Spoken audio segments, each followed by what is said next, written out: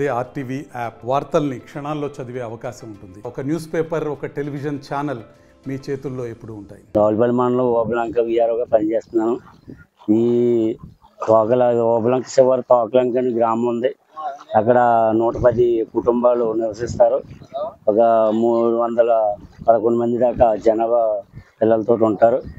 వాళ్ళకి రాకపోకలు ఇలాగా ఆలమూరు మండలం మూల స్థానం మీదుగా వాళ్ళు స్కూల్కి వెళ్ళాలన్నా, వారి వ్యాపారస్తు ఇంట్లో సరుకులు ఇవన్నీ తెచ్చుకోవాలన్నా వాళ్ళ మూల స్థానం వెళ్ళాలి.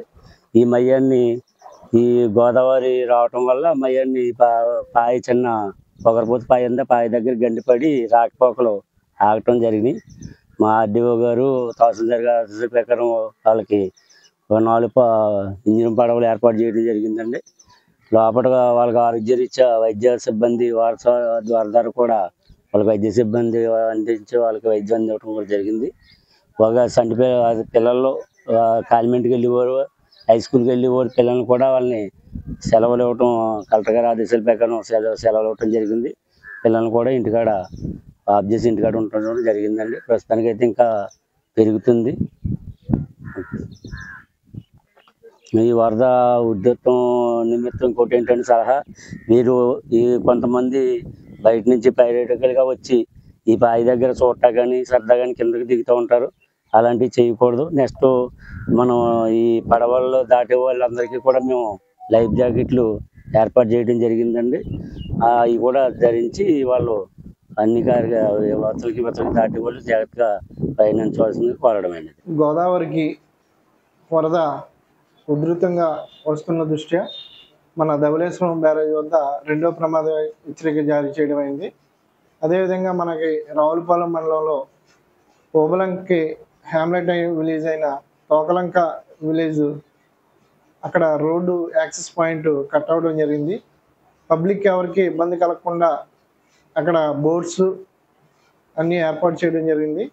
అంటే ప్రజలు అటు ఇటు వెళ్ళడానికి కోసం బోట్స్ని ఏర్పాటు చేయడం జరిగింది.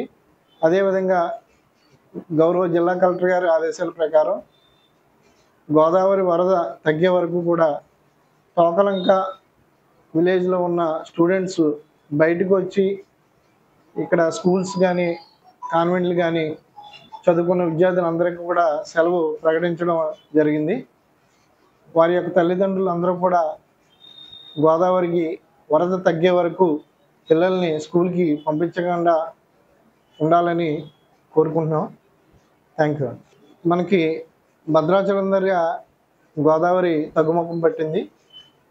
ధవళేశ్వరం ఈరోజు అర్ధరాత్రి నుంచి ఇప్పుడు 2వ ప్రమాద హెచ్చరిక నడుస్తుంది. ఈరోజు అర్ధరాత్రి నుంచి తగ్గుముఖం పట్టొచ్చని అంచనా వేస్తున్నాం. మనకి తోకలంక విలేజ్లో ఉన్న మొత్తం 110 ఫ్యామిలీలు, 300 మంది పాపులేషను అందరూ కూడా అక్కడ ఎటువంటి ఇబ్బంది లేకుండా వైద్య సదుపాయం కానీ మెడికల్ క్యాంప్ కానీ అన్నీ ఏర్పాటు చేసుకున్నాం. డ్రింకింగ్ వాటర్కి ఎటువంటి ఇబ్బంది లేదు. అదేవిధంగా పవర్ సప్లైకి కూడా ఎటువంటి ఇబ్బంది లేకుండా చూస్తున్నాం. తెలుగులో ఫాస్టెస్ట్ న్యూస్ ఇప్పుడు కొత్త అవతారంలో 5 సెకండ్లోనే పూర్తి వార్తా సమాచారం మీ చేతిలో. సోషల్ మీడియా ట్రెండ్స్ మీ కళ్ళ ముందుకే live TV and voice search ఆప్షన్స్తో ఇప్పుడే డౌన్లోడ్ చేయండి. యాప్ లింక్ డిస్క్రిప్షన్లో ఉంది.